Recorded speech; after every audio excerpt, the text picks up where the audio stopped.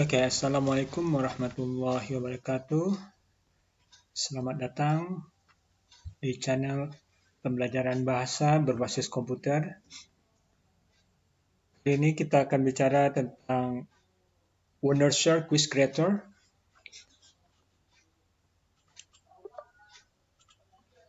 Software ini merupakan aplikasi yang bisa kita gunakan untuk membuat soal multimedia interaktif. Dan aplikasi ini kita bisa membuat quiz yang interaktif dengan mudah dan output yang fleksibel. Oke, kali ini saya akan berbagi tentang dasar-dasar apa hal-hal kita ketahui terkait dengan Wondershare Quiz Creator. Oke, sekarang kita buka. Kira-kira ini tampilan dasarnya. Yang akan kita gunakan. Satu hal waktu kita menggunakan quiz ini, sebaiknya internetnya dimatikan dulu. Kalau ada connect internet, kita matikan dulu internetnya, karena ini akan berpengaruh kepada hasilnya nanti. Oke. Pertama yang harus kita kenali, bagian ini merupakan bagian quiz.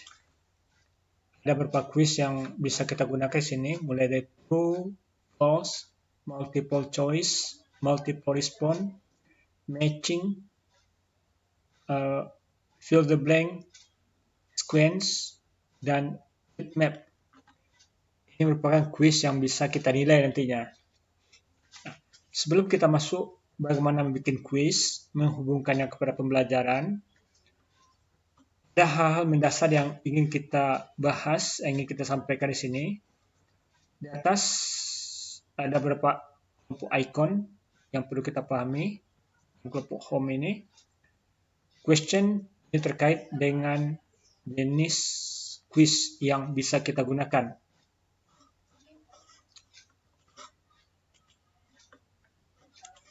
Kemudian kita masuk kepada quiz properties. Ini merupakan terkait dengan setting materi yang akan kita hasilkan nantinya.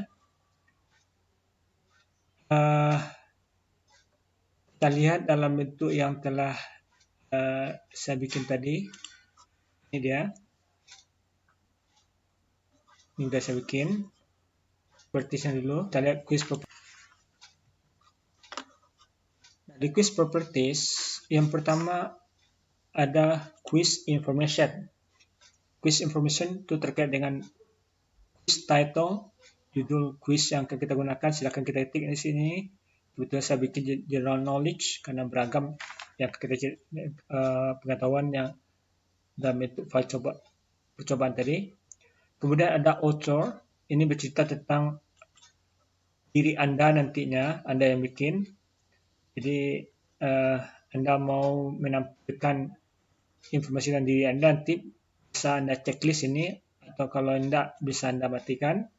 Author, email, company, sebagainya sampai description. Juga Anda bisa masukkan foto Anda nantinya. Oke. Nah, kemudian di bawah ada introduction. Introduction nanti bisa kita gunakan untuk tempat instruksi, tempat pengantar. Dia mempunyai ruang yang cukup besar. Seperti ini. Jadi kita bisa menempatkan di sini instruksi atau mungkin pengantar dan sebagainya. Kemudian bisa kita beri audio di depan audio. Media apa yang kita inginkan, bisa dalam bentuk gambar dia, bisa dalam bentuk suara, film dan sebagainya. Jadi bisa kita tempatkan di sini nanti audionya. Oke. Kemudian kedua kita masuk kepada quiz setting. Jadi untuk settingan, pertama ada passing rate. Ini semacam KKM pelajaran. Normalnya atau defaultnya 80%. Nah, kita tinggal ganti berapa kira-kira menurut kita yang pantas defaultnya ini. Itu kita yang tahu. Kemudian ada time limit. Time limit jika kita aktifkan, Kita masuk optionnya. Yang pertama ada 10 quiz after. Ini hitung menit, 60 menit. Jadi ini menyatakan bahwa quiz selesai dalam waktu 60 menit. Jadi ini batas waktu. Jadi dalam waktu 60 menit, kalau kita punya misalnya 10 soal, jadi artinya diperkirakan satu soal nanti berkisar sekitar 6 menit. Itu alokasi waktunya nanti. Tapi kalau kita set time limit for each question, ini punya arti bahwa kita memperkirakan bahwa setiap pertanyaan akan memiliki waktu yang berbeda. Nah, jadi kalau kita set seperti ini, artinya ada soal-soal tertentu yang mungkin butuh kalau dalam soal bahasa, sebagai contoh misalnya reading, materinya butuh kita baca dulu. Tentu soal ini akan sama dengan soal yang seperti grammar nanti. Jadi kalau akan butuh waktu yang banyak, maka kita tinggal set di sini berapa waktu untuk setiapnya. Oke, lanjut. Sekarang kita masuk kepada randomization. Ini mengacak. Untuk soal yang tidak terkait satu sama lain, antara soal 1, 2, dan 3 tidak terkait, maka kita bisa random question. Soal yang misalnya, tapi kalau soal 1, 2, 3 terkait, pada soal 1 kita bikin, bacalah soal nomor 1, kemudian soal nomor 1 ini untuk menjawab pertanyaan soal 1, 2, dan 3. Nah, maka itu jangan Anda random. Kemudian kalau yang di bawah, ini merupakan kalau kita punya 10 soal, kita acak untuk tampil. Misalnya 10 soal, kita acak 5 soal yang tampil. Jadi artinya satu kali tampil ada 5 soal dari 10 soal yang akan muncul, yang tampil secara acak dia. Ini nanti lebih lanjut bisa Anda pelajari. Kemudian yang di bawah ada answer submission. Ini adalah untuk submission jawaban. Ada dua kemungkinan. Kalau show correct answer after submission, ya, artinya Anda ingin satu jawaban dijawab, kemudian disubmit. Atau ada bisa juga dijawab semua soal, misalnya soalnya 10, baru terakhir baru di submission. Namun ini sangat tergantung kepada enable time limit. Kalau seandainya ini kita aktifkan, maka Anda hanya bisa di akhir. Kita kembalikan ke sini, oke. Maka submission one question at time. Jadi satu pertanyaan di submit di akhir. Semua pertanyaan bisa kita selesaikan, baru di akhirnya kita submit. Itu fungsinya. Oke, lanjut. Quiz result. Quiz result ini merupakan hasil respon dari software terhadap hasil akhir. Jadi Anda akan mendapat jawaban nanti, congratulations you pass. Oke, coba kita perbesar, kita bisa perbesar tampilnya. Seperti ini. Kita bisa memberi gambar, mungkin kita insert gambar. Oh, ini menggambarkan bahwa Anda lulus, Anda sesuaikan gembira, sebagainya. Tanggal seperti ini. Oke. Kemudian quiz statistik, ini bisa Anda pelajari nanti. Yang bawah ini terkait nanti dengan submit yang terkait dengan jaringan internet nanti. Kita lanjut, question setting. Ini ada question properties terkait dengan nilai. Di nilai di sini kasih 10, jadi ini memiliki makna jika jawaban kita benar, maka pengguna kita beri atau kita hargai dengan nilai 10. Atau sebaliknya, negatif di sini secara default diberi 0. Tapi jika kita menginginkan negatif kalau nilainya misalnya salah, maka dia dinilai misalnya -5. Ini tergantung dari keinginan kita untuk bagaimana menilai. Kemudian font properties, ini terkait question font. Jadi untuk pertanyaan, ukuran hurufnya di sini ada 14, 12 misalnya kan. Kemudian untuk jawaban ukuran hurufnya ini 10 nih. Oke. Atau Anda ingin kalau jawaban itu dikasih warna seperti ini misalnya. Agak biru. Kurang jelas nanti. Oke, kira seperti ini. Oke. Lanjut. Oke, sebentar. Tidak mungkin kita bikin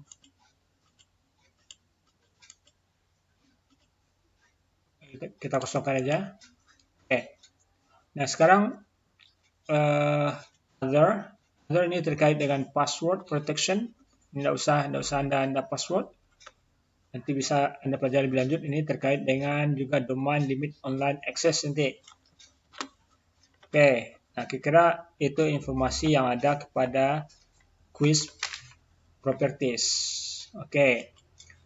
Nah, kita lanjut kepada player template. Nah, player template berfungsi untuk mengubah tampilan. Template itu merupakan patokan bentuk yang sudah disediakan oleh software. Nah, misalnya kalau kita lihat tampilan ini, kita ganti seperti ini polanya, atau kita ganti polanya ini sesuai dengan keinginan kita. Kemudian ini warna, kemudian ini backgroundnya. Kalau kita ingin ganti background misalnya kan. Oke. Nah, itu tergantung dari keinginan kita, tergantung dari bentuk yang kita inginkan.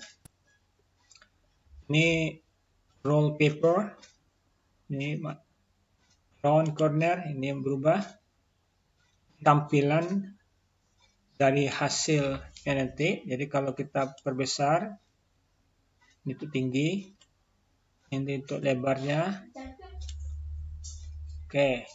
Oke kan, kita seperti itu tampil nanti.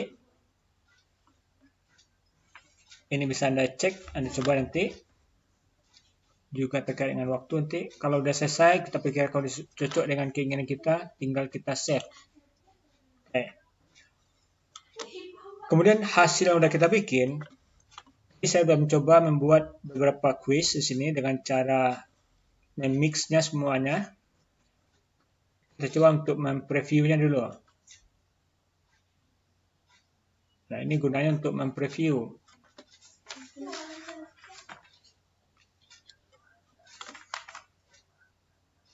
Nah, ini tampilannya dari yang saya coba tadi. Ini kirain tampilan. Dan nanti bisa memodifikasi sehingga lebih cantik tampilannya. Kita start. Nah, ini kira-kira hasilnya. Ini outline.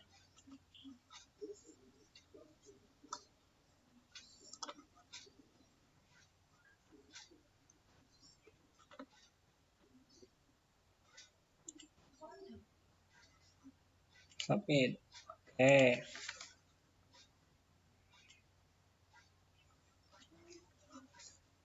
Oke, kita lihat tampilnya outline. Kita coba. Suharto is our president. Jawabannya tentu false. Anda pikirkan, benar enggak? Correct. Who is this? Ya, you know. It's Jokowi. The color of Indonesia flag are, ini merupakan multiple response. Di sini bisa kita lihat red and white. Oke, submit. Kita juga bisa menggunakan software ini untuk matematik, misalnya. Nah, ini ada kesalahan.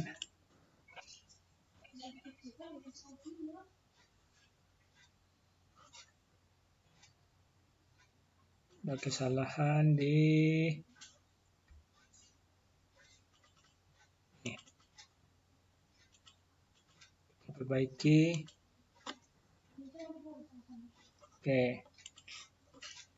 Kita preview lagi.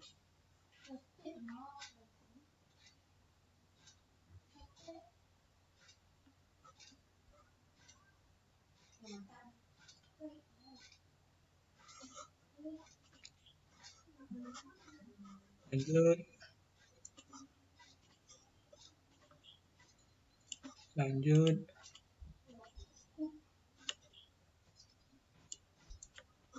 Lanjut.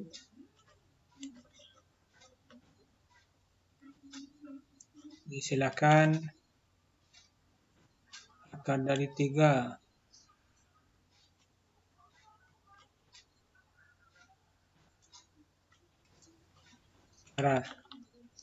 Atau kita juga bisa menggunakan untuk bahasa Arab. Ya. Read this ayat of Al-Fatihah in a good order. Yang pertama,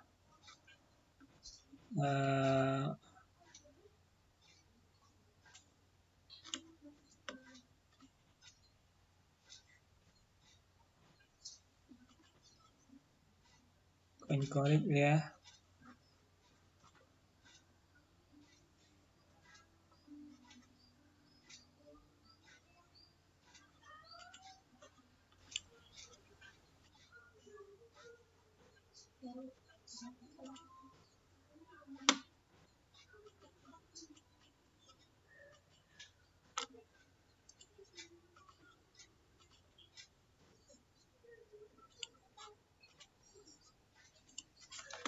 Oke, kira-kira seperti itu. Sorry, you fail. Ada masalah lah ya. Oke. Nah, kita bisa review nanti hasilnya.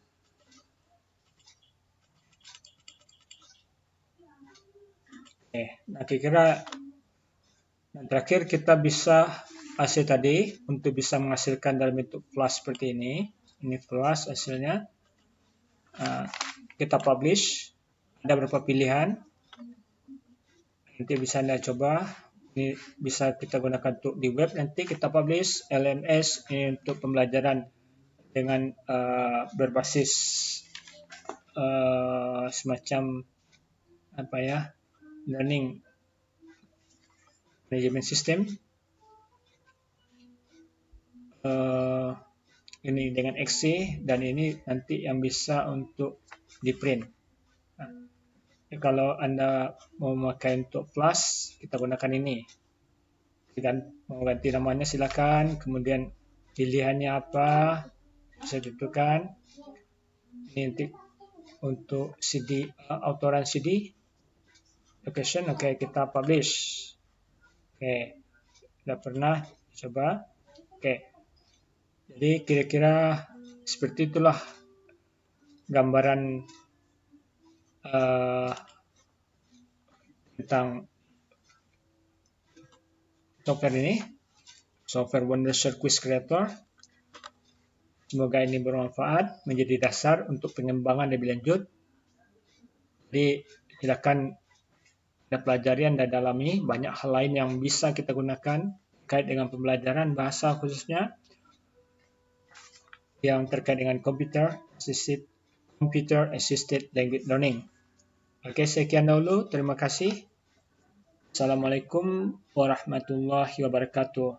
Selamat mencoba dan berkarya.